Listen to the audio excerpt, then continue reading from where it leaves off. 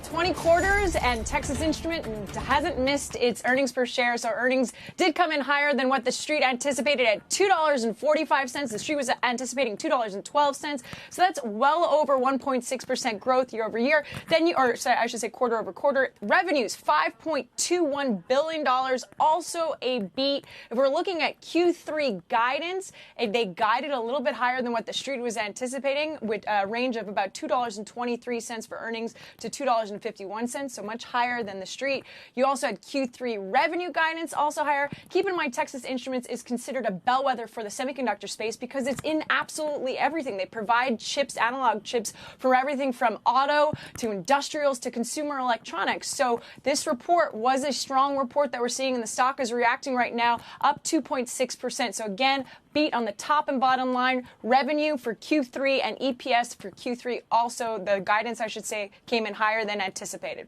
Back over to you. And maybe, Christina, you know better than me, the strength in auto and industrial able to offset some of the concerns in PC and consumer, where perhaps more of the slowdown that we've been talking about is taking more of an impact. Yeah, that was a great point, because we saw that yesterday with NXP, right? NXP Semiconductors, they saw strength in auto. They said the demand was going to continue to outpace supply, and that helped offset. So the same thing with Texas Instruments. I just got to break through the revenue streams just to confirm that. But we're anticipating a very similar trajectory, especially as more and more semiconductor firms focus their attention and pivot towards auto as well as AI and just more of the computing technology instead of handsets and PC units.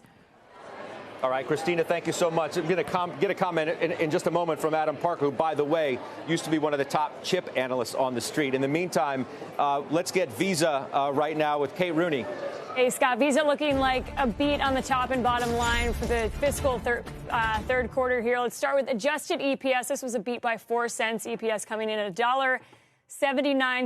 Revenue, $7.19 billion. That was also a beat. Payment volume was up 12%. Don't see guidance quite yet. Cross-border also pretty strong here, it looks like. Cross-border total volume up 40% in the third quarter here.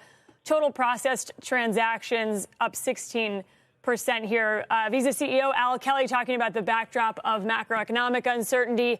He talked about rate headwinds and the fact that they suspended their business in Russia. Said overall, pretty strong quarter. Revenue, he points to, up 19% for the quarter. But again, a beat for Visa on top and bottom line. Scott, back to you. Okay. Yep. Kay Rooney, thank you very much. All right, let's get back to the chip story. First from Joe, who used to own Texas Instruments. You don't now. You wish you did? I own NVIDIA and I own AMD, and that's the first thing I did was check both of those names. But I'm going to allow Adam to answer the question and the statement that I'm going to make. What are we seeing here? Guidance is strong from Texas Instruments. That follows NXPI yesterday. Are we finally seeing confidence in the semi industry that the end is in sight, that the inventory outlook is improving? You know, it's funny. My initial reaction is something you and I talked about before we got on the air, which is I don't want to buy stocks at the beginning of the bad news. I want to buy them at the end of the bad news.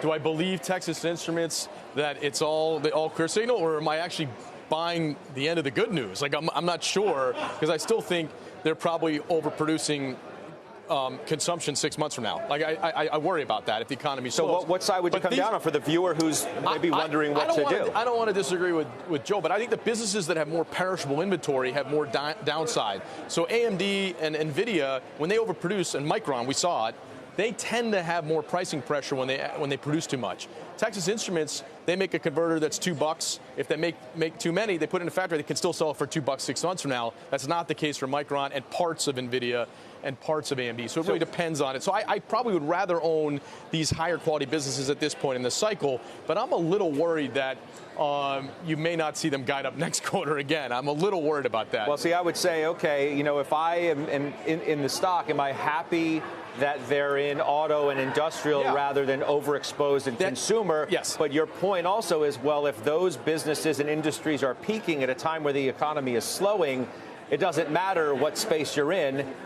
Plus, if you have too many chips, if you went from shortage to glut. Right. The good news is that, at least from my opinion, amazing management team. knows what they're doing, probably the best in the industry over the last 15 years. So I trust them more than other businesses that they can rein it in when things slow. I think they have a pretty good read on things. So, I have less trust for other management teams.